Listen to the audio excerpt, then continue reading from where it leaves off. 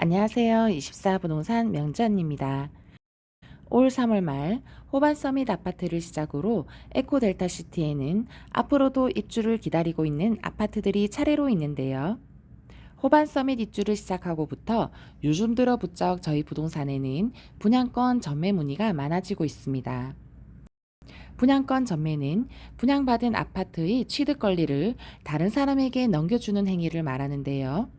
간단히 말해 분양권을 산다는 것은 앞으로 지어질 집에 입주할 권리를 사는 것이라고 이해하면 되겠습니다. 처음 분양을 받은 수분양자가 분양권을 팔고 또 그 분양권을 산 매수자가 또다시 다른 사람에게도 분양권을 팔 수 있습니다. 분양권 전매는 일반 부동산 매매와 유사하지만 실물 부동산을 두고 하는 매매 거래와 달리 금전으로 환산할 수 있는 채권이므로 계약함에 있어 각별히 주의를 기울여야 합니다. 물론 부동산을 통해 계약하시면 저 명지 언니처럼 친절하고 꼼꼼하신 부동산 소장님께서 잘 알려주시겠지만 직거래인 경우도 있고 계약 당사자인 본인 또한 큰 금액이 오가는 부동산 거래인이만큼 전매 절차에 대한 지식을 가지고 있으면 좋겠죠. 실제로 분양권 전매 계약을 진행하다 보면 소장님 앞으로 진행 절차가 어떻게 되나요? 라는 질문도 많이 받는 질문 중에 하나입니다. 그래서 오늘은 분양권 전매 절차에 대해 정리해 보았습니다. 분양권 전매 절차를 크게 순서대로 정리해 보면 첫 번째, 매도자는 아파트에 분양하고 당첨돼서 계약을 하게 됩니다. 두 번째, 분양권 매도 매수 결정 및 중개 의뢰. 세 번째, 분양권 매매 계약서 작성 및 실거래 신고. 네 번째, 중도금 대출 승계 및 권리 의무 승계 계약. 마지막으로 매수자는 분양권 계약서를 수령하고 매도자는 양도소득세 신고를 하는 순서로 볼 수 있습니다. 큰 틀은 이렇지만 전매는 과정이 조금 복잡하고 단계별로 챙기고 신경 써야 할 부분들이 많은데요. 그럼 단계별로 조금 더 자세히 살펴보겠습니다. 먼저 아파트 분양 당첨 및 계약. 아파트 청약 일정에 따라 청약을 하고 당첨이 된다면 건설사와 분양권에 대한 계약을 체결합니다. 통상적으로는 분양가의 10에서 20% 정도의 계약금을 건설사에 납부하고 계약서를 작성하여 아파트 분양에 대한 소유권을 확보합니다. 두 번째, 분양권을 매도하려고 결정하였다면 직거래로 매수자를 찾던지 아니면 공인중개사에게 중개 의뢰를 통해 매수자를 찾습니다. 그런데 매도자는 청약에 당첨되었다고 해서 당첨되고 바로 분양권을 팔 수 있는 건 아니고 지역별로 전매 제한 기간이 있어 확인을 잘 하신 후 매도할 수 있습니다. 에코델타시티는 분양가 상한 지역이므로 당첨자 발표일로부터 1년의 전매 제한 기간이 지나면 분양권을 매도할 수 있습니다. 이렇게 매도자는 물건 접수를 하고 매수자는 본인이 원하는 조건의 매물을 찾습니다. 매도자는 매도시 양도세 세금 구간이 일반적인 주택과 다르기 때문에 세금을 고려해서 매매 금액을 결정하여야 하고 매수자는 층수나 방향, 구조, 프리미엄, 입주 시기 금액 등을 고려해 원하는 물건을 찾습니다. 분양권의 양도세율은 보유기간이 1년 미만이면 무려 70%고 이후엔 60%나 되어 요즘은 손피로 매물을 내놓는 경우가 많은데요. 손피는 매수자가 매도자의 세금을 대신 내어주는 방식으로 거래를 하는 건데 손피 또는 양도세 매수 부담이라고 부릅니다.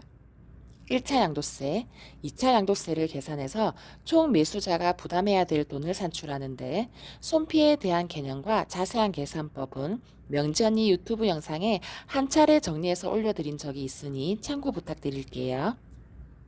대략적으로 계산한다면 손피 금액에 곱하기 2를 한 금액이 내가 내야 할 돈이라고 보시면 되겠습니다.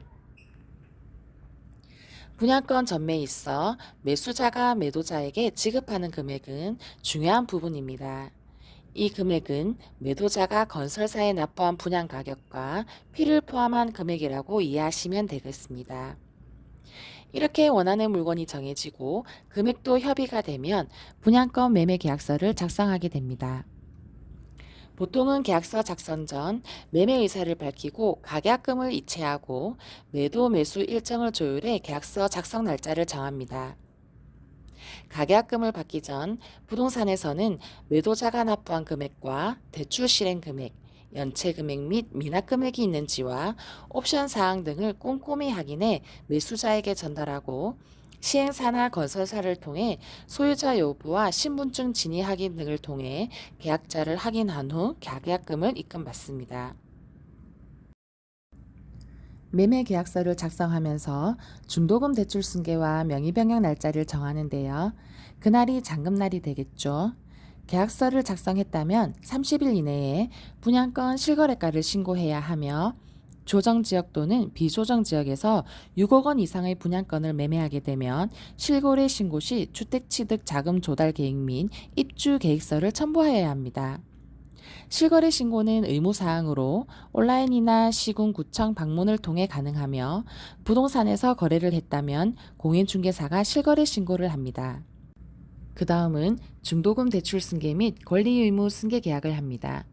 보통은 중도금 대출 승계와 매수자로 명의 변경은 한날 같이 업무를 봅니다. 먼저 중도금 대출 은행에 방문하여 승계 절차를 진행합니다. 중도금 대출 승계에 필요한 서류와 명의 변경에 필요한 준비 서류가 많아 이날은 공인중개사로부터 안내받은 필요 서류를 잘 챙겨가야 합니다.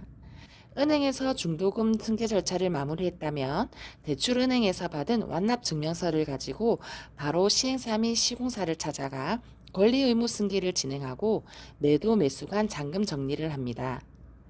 분양계약서의 매수자로 명의를 변경하고 건설사 확인 도장을 받습니다.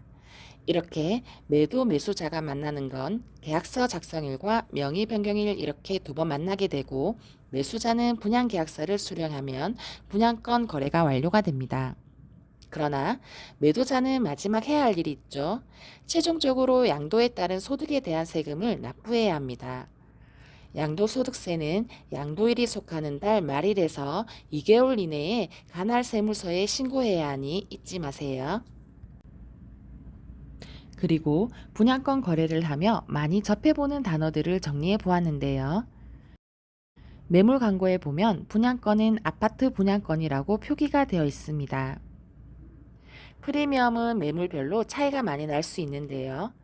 프리미엄이 있다고 비싸다고 생각하지 말고 주변 시세와 비교해서 총 매매가를 계산해 봐야 하며 반대로 마이너스 피라 해서 저렴하다고 생각하지 말고 주변 시세와 비교해서 총 매매가를 계산해 봐야 합니다. 손피는 손에 쥐는 프리미엄으로 양도세를 매수자가 부담하는 방식입니다. 마피는 마이너스 피로 매도자가 손해보더라도 분양가에서 깎아주는 금액이고요. 중도금 잔압은 중도금을 대출 없이 직접 냈다는 말입니다. 중도금 이자가 유이자인 경우에는 이자 부분은 아낄 수 있지만 중도금 대출 승계가 아니고 직접 내야 하기 때문에 투자금이 많아져 거래 성사율이 떨어진다는 단점이 있습니다. 그리고 요즘은 옵션 품목이 많이 다양하되어 매도자가 분양받을 당시 선택한 옵션으로 이미 정해져 있으므로 선택할 수 없기 때문에 옵션 사항도 꼼꼼히 살펴봐야 합니다.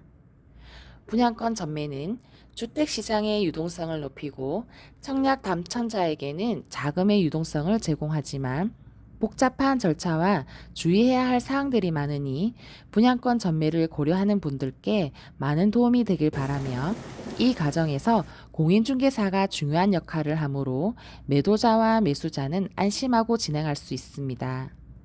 분양권 문의는 저희 24부동산 명지언니에게 문의 주세요.